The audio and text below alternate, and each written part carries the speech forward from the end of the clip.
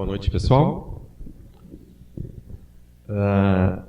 Retornando à segunda-feira, nós tivemos uma apresentação que ela trouxe para a gente a constituição da nossa casa, né?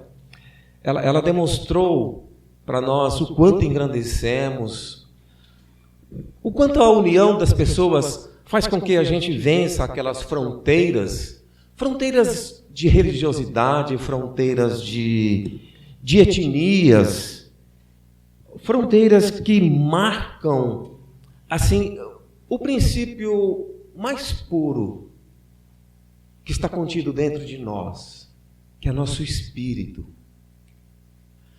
Jesus disse a Nicodemos assim que, olha, o vento sopra e a gente não sabe de onde vem, para onde vai, mas a gente percebe. E ele disse a Nicodemos assim também é um espírito. Então o espírito, ele vem, vai, ele não tem pátria. O meu Brasil, a minha pátria, o meu povo. O espírito não tem pátria. O espírito está em todos os lugares. Existe aquele antigo jargão de Jesus há muitas moradas. É mais ou menos isso. É mais ou menos isso. Então a construção da nossa casa, aquela beleza naquela apresentação, foi para dizer que o espírito, ele não tem fronteiras. Basta querer e eles se organizam, eles se manifestam, se agrupam. E é por toda essa vontade imensa que o espírito vai passando por transformações o tempo todo. Mas a regeneração não é agora. A transformação é de sempre. E nós vamos perceber que ao longo da história humana, a regeneração aconteceu sempre. Sempre.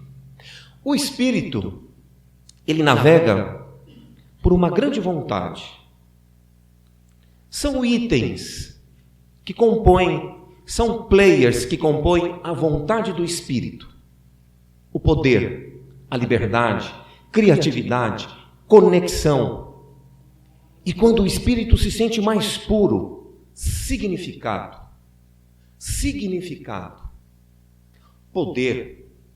O poder daquele chefe tribalista, o poder daquele ser feudalista, o poder daquele governante que enclausura outros espíritos que buscam a sua liberdade. Eles encontram a liberdade pela sua força, pela sua persistência, e com isso eles se envolvem de criatividade. Porque quando conseguimos a liberdade, nós precisamos viver sozinhos. Agora é comigo. Então eu preciso criar, construir, objetivar.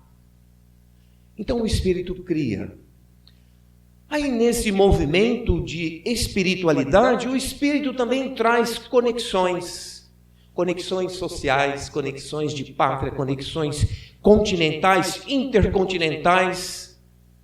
O espírito traz conexão com a divindade. O espírito traz conexão com outros espíritos. São passos importantes que medem aquilo que nós estamos tentando chamar de regeneração.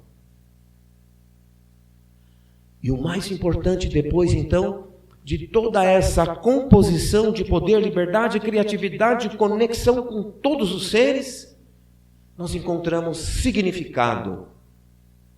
O significado da vida, da existência, o significado de Deus, o significado do Espírito. Espírito como ser indestrutível, capaz de reger em qualquer local do universo. E como são os espíritos? Os espíritos são mais ou menos assim. Espíritos imperfeitos, espíritos de terceira ordem, bons espíritos, espíritos puros, Espíritos imperfeitos porque eles lutam entre o bem e o mal, entre a sombra e a iluminação, lutam contra a matéria. Bons espíritos, o espírito já se sobrepõe sobre a matéria. Eles lutam para fazer mais o bem. Espíritos puros, esses não têm dúvida nenhuma. Eles caminham para trabalhar por aqueles que são bons, que são perfeitos.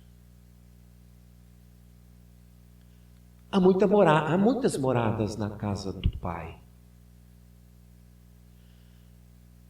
Há alguns milhares de anos atrás, existia lá na constelação do Cocheiro um mundo chamado de um dos orbes, chamado Capela. Um orbe que estava mais ou menos na mesma faixa que estamos hoje, tentando caminhar, tentando mudar de vibração e de uma constituição mais pura, melhor. Então tiveram seres, alguns milhões de espíritos que, não estando adequado àquela constituição, tiveram que ser convidados a migrar para um outro mundo, onde lá eles fariam a sua reconstrução, reavaliação, reflexão dos seus atos. Mas também eles serviram para este povo no futuro como mestres, professores, porque eles trouxeram a luz do seu atual estágio de entendimento. E foram recebidos com uma certa admiração. A constituição da Terra embrionária, seres primatas, hominídeos, é a história da Terra, a história da criação. E a história da criação, ela é formada por essas constituições todas. E no livro dos Espíritos existe uma pergunta assim: o mundo formado em toda a sua matéria, ele pode desaparecer? E os Espíritos respondem: sim, Deus renova os mundos como renova os seres vivos. Deus renova os mundos como renova os seres vivos. Por isso que há muitas moradas na casa do Pai. E esses espíritos que migraram, eles precisavam de uma morada, de uma casa, de uma terra. Assim também como os seres primários que aqui viviam, também precisavam de uma terra. E essa é a nossa terra. Naquele primeiro momento, um agrupamento de poeira cósmica, chuvas de meteoro bombardeavam a camada da terra e alteravam a sua constituição, a temperatura, 2.000, 3.000 graus, e foi se condensando, se constituindo de um mundo capaz de receber os seres primários e os seres imigrantes de outros orbes. A Terra entra em poluição, se resfria e criam-se poças de águas que foram tomando proporções maiores, cada vez maiores, se aprofundando e criando o que chamamos hoje de oceanos. Dentro dos oceanos, para o centro da Terra, emergiam então grandes camadas de gases que faziam borbulhar a Terra e também criar os pródromos iniciais de vida. E através desses pródromos, que hoje chamamos de esponjas marinhas, começou-se a manifestar a oxigenação maior da nossa Terra. E é assim a nossa Terra. A maior oxigenação da nossa Terra vem dos componentes marítimos. Então a Terra foi criada e os seres se manifestaram, animais caminhavam pelas crostas, seres mergulhavam nos oceanos, pássaros voavam pelos céus. E Deus iniciou a criação, a primeira raça. raça mãe. Nós vamos falar aqui de uma constituição espiritual, em homenagem à nossa Semana Espírita. Nós não vamos lembrar de homens de Neandertal, da era paleolítica, da pedra lascada, da pedra polida, do homem de Heidelberg. Nós não vamos lembrar desses nomes. Nós vamos homenagear a doutrina dos espíritas, por causa da Semana Espírita. A raça mãe. Emmanuel diz na raça mãe que o ser mais próximo do homem era o macaco, um ser primata. Mas ele diz assim, apesar desse parentesco, dessa proximidade, apesar desses símios terem esses laivos de inteligência, a promoção do princípio espiritual do animal à racionalidade humana, ela não se realizou aqui na Terra. Ela realizou-se em algum orbe e que nós, pela nossa falibilidade de palavras, de conhecimento, a gente não conseguiria explicar. Não existem, diz Emmanuel, elementos análogos que poderiam efetivamente dar as comparações para que pudéssemos compreender como um ser inferior, animal, pode ascender um princípio hominal. Primeira raça, a raça primitiva. Precisamos guardar isso, a raça primitiva, criada simples e ignorante. Simples e ignorante. A segunda raça, então, fez surgir-se. A segunda raça. A história do homem continua, caminha. E João Evangelista, numa mensagem na Espanha no século XIX, ele diz assim, sobre a evolução da segunda raça. Porque eu vi um homem, 2 homens, muitos homens, mas esses homens são muito primitivos ainda. Ele ficou espantado, eu não posso crer que isso é um homem. Ele diz, é o primeiro dia da humanidade. Mas que humanidade, meu Deus! Que homem é esse que eu olho para os seus olhos e eles se perdem no horizonte? Um homem que não tem vontade, um homem que não tem sentimento. Ele diz assim, João Evangelista, esse não é o homem do paraíso. Eu não vejo um homem. Eu vejo pouco mais do que um animal superior. Eu vejo pouco mais do que ainda um animal superior. Olhos que se perdem no horizonte sem nenhum compromisso. Simples e ignorantes. Mas o homem caminha. Nós somos persistentes, empurrados por constituições espirituais superiores.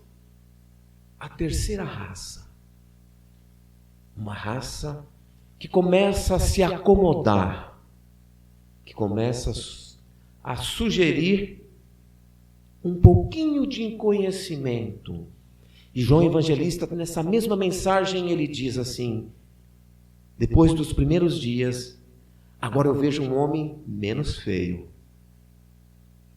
Ele já não me traz tanta repugnância. Seus olhos são firmes, são vivos. Ele procura, ele busca.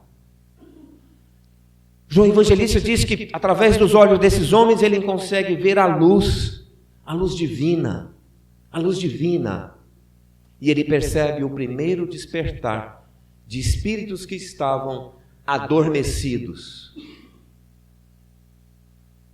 Este homem agora, da terceira raça, ele não procura mais a fêmea. Ele procura uma mulher. Cria uma família, cuida dos seus filhos, divide o alimento, divide o calor. E João diz assim, João, o evangelista, ele diz assim: percebo que o sentimento começa a despertar nesse homem. Mas não satisfeito ainda, a espiritualidade continua a nos empurrar na nossa formação. A nossa constituição espiritual precisa crescer. E como todo ensinamento que precisa de mestres, que precisa de autoridades, a espiritualidade então permitiu, através das esferas crísticas, que viesse para nós a quarta raça. João Evangelista então diz assim: esses homens são novos para mim. Ele se sentiu surpreso. São homens novos no meio de homens velhos, antigos. Quem são esses homens? Eles não pertencem a essa terra. Quem são esses homens? Mas eles obedecem um comando divino. E eles vêm a um cumprimento de uma lei.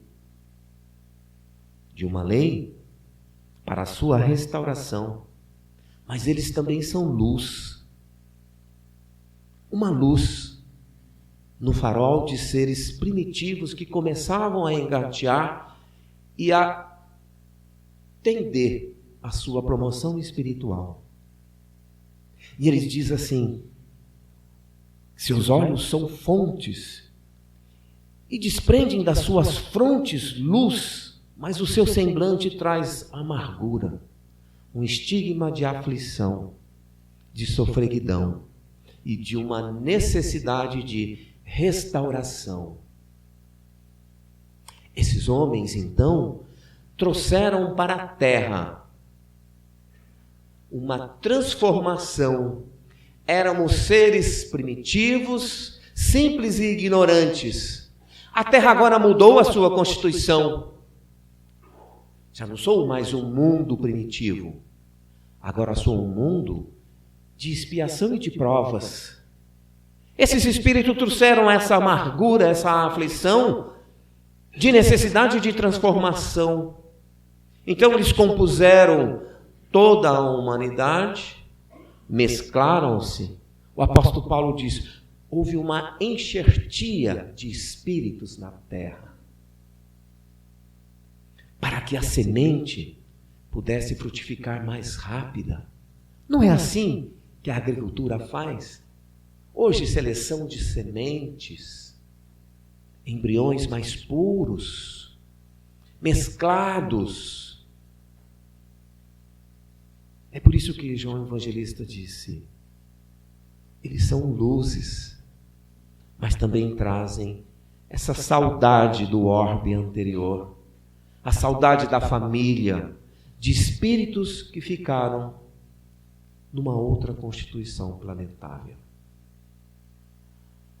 A quarta raça então se estendeu pelos hindus, egípcios, chineses, indo-europeus, os arianos, hebreus, latinos, astecas, maias. Olha o passo enorme que demos de seres agregados a um continente próximo da África de hoje, expandiu-se para a Europa, para a Ásia, para as Américas. E caminhamos, juntamente com essa grande conjunção de forças, de espíritos, que aqui, primitivamente, se juntaram a essa enxertia de seres de outros orbes. A gente diz de outros orbes, porque no livro A Caminho da Luz diz também que os chineses já possuíam uma constituição social mais organizada, mesmo antes da quarta raça permear aqui a Terra. Da onde vieram, então, essa organização, se aqui só habitavam os seres primitivos? Outro orbe ainda? O Espírito sopra como o vento. Não sabemos de onde vem, nem para onde vai, mas podemos senti-los. Podemos senti-los. E a terra caminha. A terra continua caminhando e tivemos uma marca, talvez uma das maiores marcas da civilização humana, Jesus, o Cristo. Alguns antecessores da Grécia Antiga, filósofos, Platão, Sócrates, Pitágoras, Demócrito, alguns antecederam, prepararam toda a estrada. Fez então a constituição de uma filosofia, regras sociais, para que, enfim, o Cristo pudesse destacar a nossa história como antes e depois da sua passagem entre nós. Porque Jesus trouxe, junto com todos aqueles conflitos de terras, de etnias, de religiosidade, ele trouxe um contexto que está gravado em todos nós, já estava gravados em todos nós e foi então despertado. Diz Lázaro que quando Jesus disse esse mandamento de amor, os outros mártires desceram para o palco da terra, mártires espirituais, e fizeram então estremecer os povos.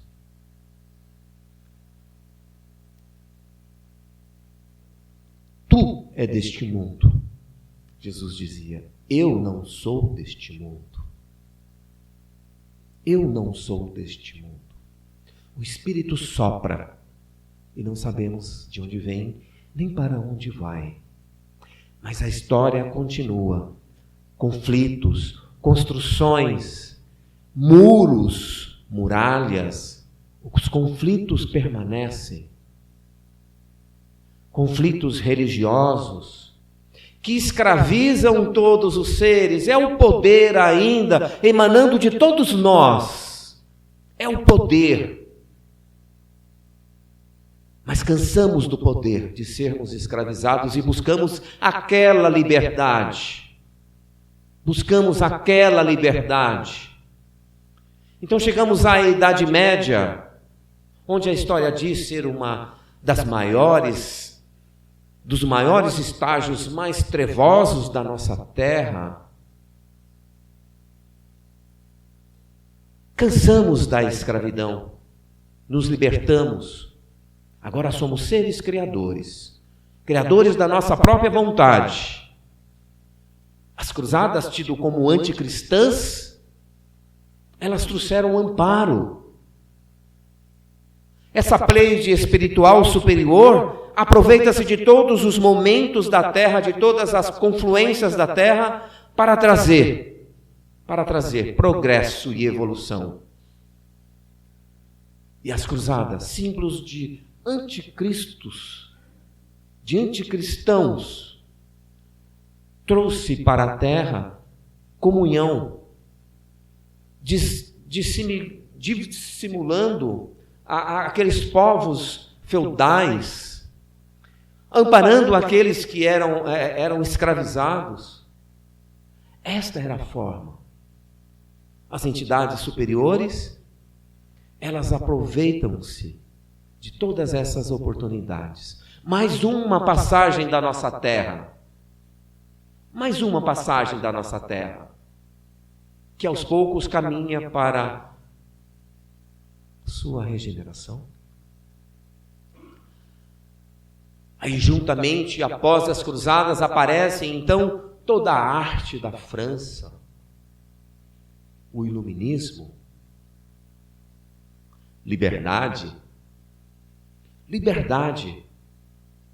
Esta era a principal bandeira, liberdade. Ampliaram, então, abriram o caminho para que a doutrina dos espíritos pudesse começar a se apoiar na sociedade, nas pessoas, nos mestres.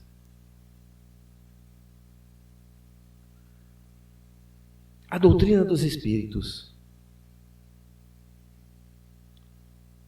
E João diz assim: disse o que Jesus disse, eu vou pedir ao Pai, com muita força, com muita vontade, com muito carinho, com muito respeito por vocês, para que Ele permita que venha Consolador, mesmo depois da minha partida. E esse Consolador, Ele irá restabelecer também todas as coisas. Neste momento, Ele não pode estar entre vós. Neste momento, me ouçam, enquanto permaneço com vocês. A doutrina dos Espíritos, então, é uma ciência que trata da natureza, da origem e do destino dos espíritos. E toda a sua relação com o mundo corporal. São orbes, são planetas construídos para que esses espíritos possam se manifestar. Possam se manifestar.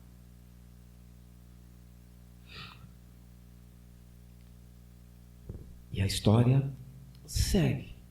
A nossa história, ela é escalonada, fértil, construtiva. A doutrina dos espíritos, então, ela trouxe aquele outro item que nós chamamos de conexão. A espiritualidade, ela começou a ser tratada desde os tempos primórdios da Índia, do egípcio, do Egito, mas de uma forma um tanto quanto mística, um tanto quanto religiosa ou não. Mas o Espiritismo disse: não, isto é uma ciência. O Espírito existe, o Espírito se mantém, ele é imortal. Então nós aprendemos que agora, além da nossa fase de criação, aprendemos a nos conectar. Nos conectamos com Deus, nos conectamos com os espíritos superiores, nos conectamos, espírito a espírito, espírito a espírito. Não existe mais, então, segredos. Espírito se comunica com segredos. Eu não preciso mais de agentes intercessórios, de interfaces com o Criador. Agora eu falo com o Criador. Jesus disse: quando fordes orar, fale diretamente com teu Pai. E Ele vai te ouvir. Ele vai te ouvir. E o Espiritismo, então, abriu esse campo de observação para toda a vida. Mas o ser humano continua na sua vida pregressa, na sua história, e entramos, então, saímos do século XIX para o século XX. Continuamos poderosos. Continuamos a nossa busca por divisas territoriais. Não compreendemos a pátria espiritual. Nós queremos dividir, construir muros, construir arame farpados, entrincheirar as divisas entre os países. Mas os espíritos superiores, eles não desistem de nós. Eles aproveitaram, então, esse grande conflito, o primeiro conflito da Terra mundial. A Terra agora é mundial, deixou de ser isolada, deixou de ser Ásia, Europa, ou o povo hebreu, Israel, Palestina, África. Não, agora somos um mundo, somos globais. Essa é a premissa de um ser globalizado. Quando existe uma guerra mundial, nós estamos agindo globalmente. E olha o que fez a sabedoria espiritual superior.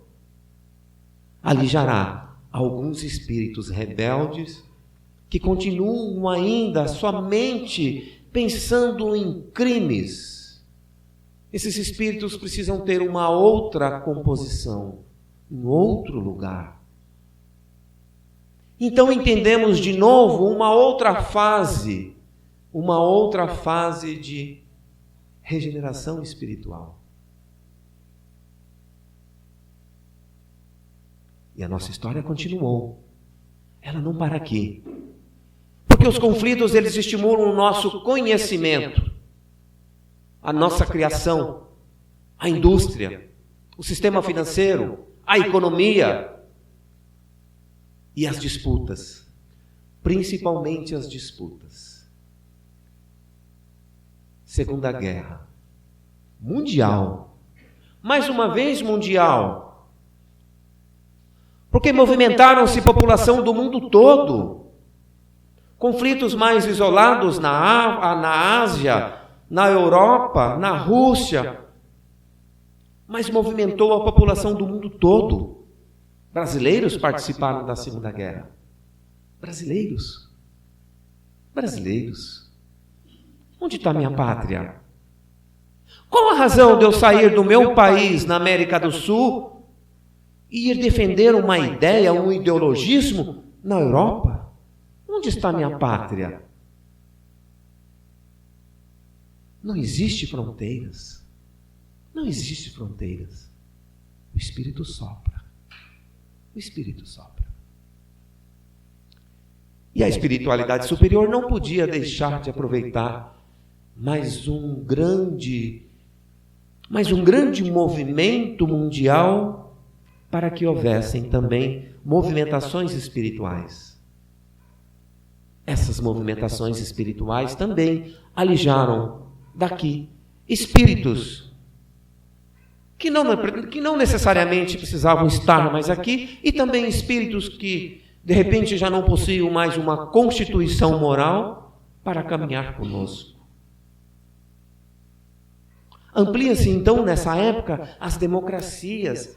Estranhamente ampliam-se a democracia e o socialismo, criando um ambiente de cultura e de aproximação maior das pessoas. Mas não satisfeito, nós aproveitamos também esses conflitos para construirmos o primeiro computador, as comunicações via satélite, radiofonia, o cinema.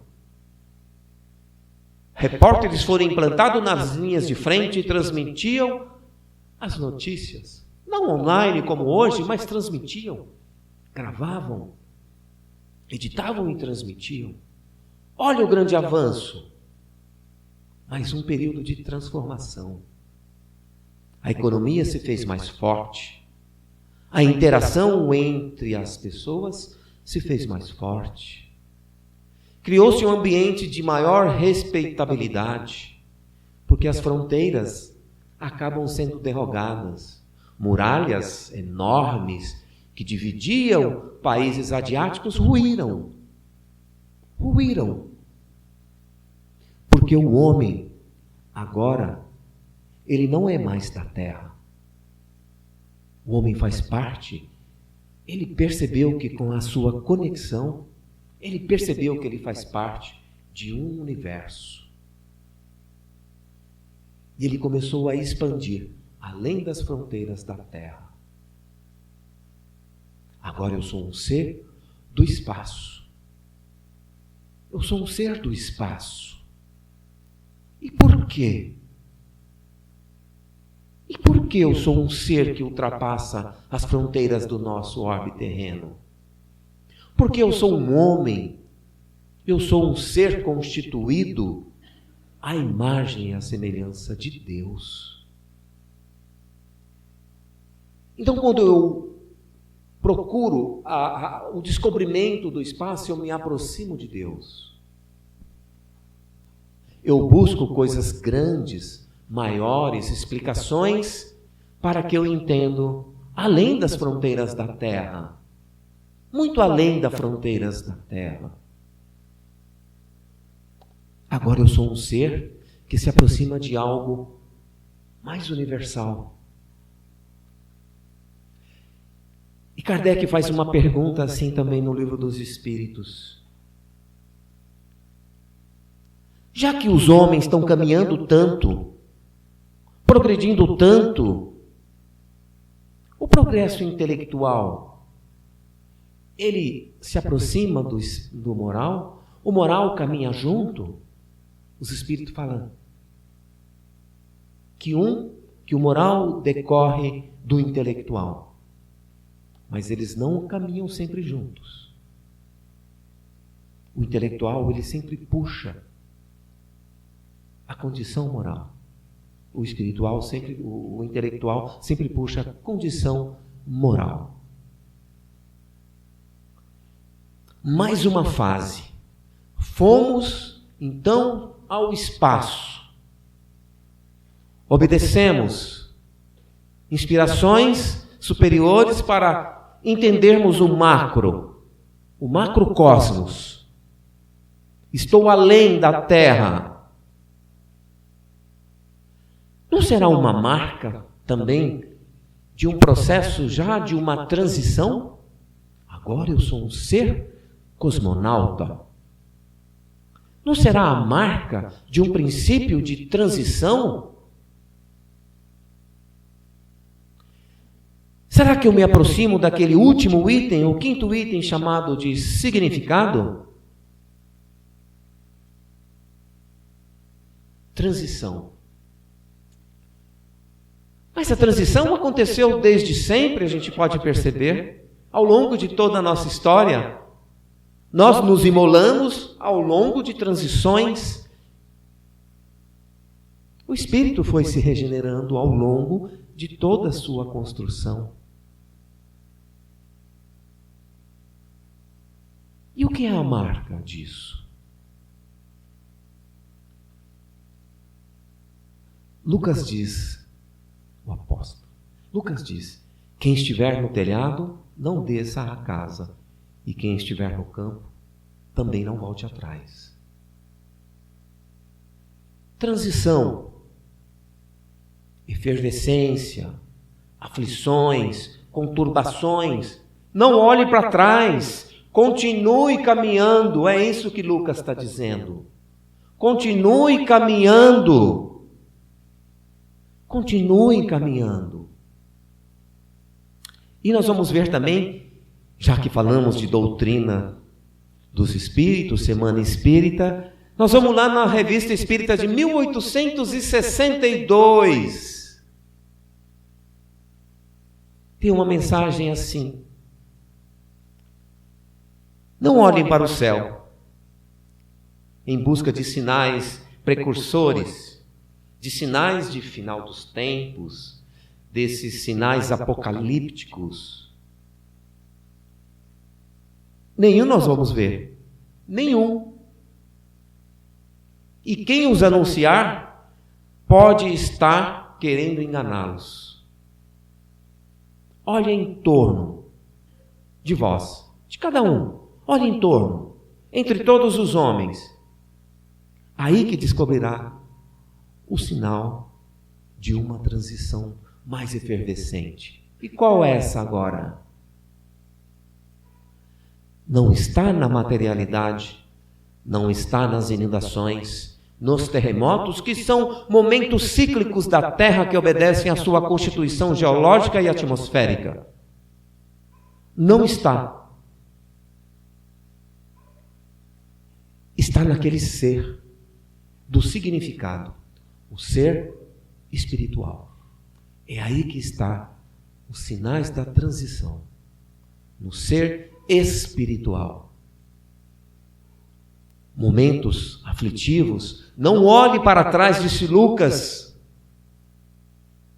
Não se prima em depressões, não se deixe envolver por lamentações que o levem a um suicídio.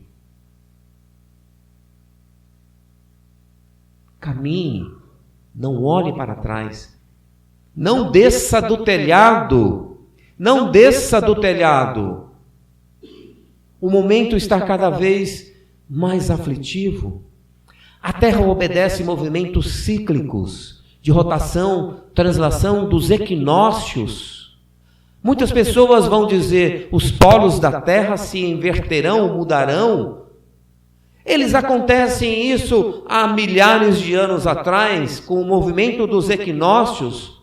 Esse é o eixo da Terra se movendo no movimento de rotação, translação em torno do astro-rei Sol, mas também dos equinócios, com o equilíbrio da Terra movimentando no seu ângulo perpendicular, mais 15, mais 10, mais 23 graus.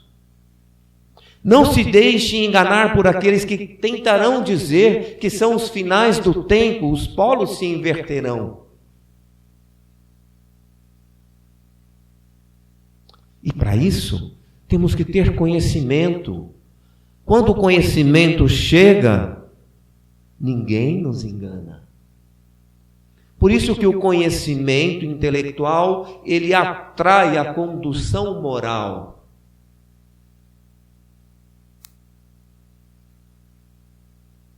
Por isso que nós continuamos procurando. O homem ele não desiste nunca, ele continua procurando por coisas. Aí, neste século, encontramos algo que chamamos de partícula de Deus. Partícula de Deus. Olha o significado. Um passinho antes, a conexão. Aquele item conexão. E agora caminhamos para o significado. O que é essa partícula Deus? Experimentos científicos disseram que existe algo que une todos nós, e eles apelidaram de éter universal, mel que une todas as partículas, mas também chamaram de partícula de Deus. Olha a nossa conexão migrando para um significado, significado como ser universal. Em qualquer lugar que formos, em qualquer orbe que habitarmos, essas constituições existirão, elas se manifestarão, porque elas estão contidas dentro das premissas das leis da gravidade, do magnetismo, da existência, da criação. Encontramos partícula Deus. Partícula de Deus. Ficamos felizes? Estamos mais na frente. Olha, mais um estágio de progresso, de processo que caminha para uma transição maior. A ciência explicando coisas que o Espiritismo vem dizendo no século XIX. Fluido cósmico universal. Partícula Deus, olha que similaridade. Ficamos felizes? E o que é a felicidade?